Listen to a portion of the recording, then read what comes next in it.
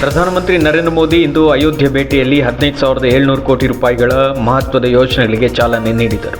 ಇದೇ ಸಂದರ್ಭ ಅಯೋಧ್ಯ ಧಾಮ್ ರೈಲು ನಿಲ್ದಾಣವನ್ನು ಉದ್ಘಾಟಿಸಿದರು. ಅಮೃತ್ ಭಾರತ್ ಮತ್ತು ವಂದೇ ಭಾರತ್ ಎಕ್ಸ್‌ಪ್ರೆಸ್ ರೈಲು ಸಂಚಾರಕ್ಕೆ ಚಾಲನೆ ನೀಡಲಾಯಿತು.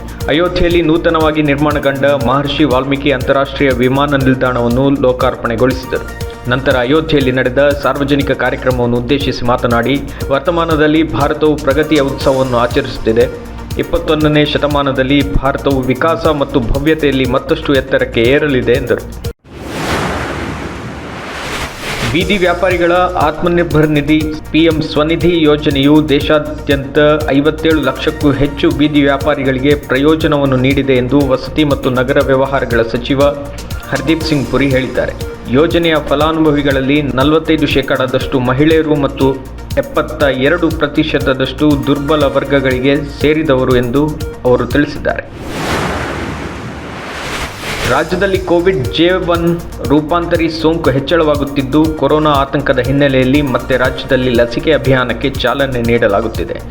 ಜನವರಿ 2ರಿಂದ ರಾಜ್ಯದಲ್ಲಿ ಕೋರ್ಬಿವ್ಯಾಕ್ಸ್ ಲಸಿಕೆಯನ್ನು ನೀಡಲು ಸರ್ಕಾರ ಮುಂದಾಗಿದೆ. ಕೇಂದ್ರ ಸರ್ಕಾರದ ಮಾರ್ಗಸೂಚಿಯಂತೆ ವ್ಯಾಕ್ಸಿನ್ ನೀಡಲು ಸರ್ಕಾರ ಮುಂದಾಗಿದೆ.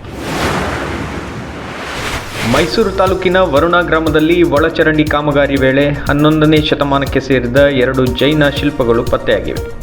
ಈ ಶಿಲ್ಪಗಳು ಮುರಿದ ಸ್ಥಿತಿಯಲ್ಲಿ ಲಭ್ಯವಾಗಿದ್ದು, ಅವುಗಳನ್ನು ಪುರಾತತ್ವ ಸಂಗ್ರಹಾಲಯಕ್ಕೆ ಹಸ್ತಾಂತರಿಸಲಾಗಿದೆ.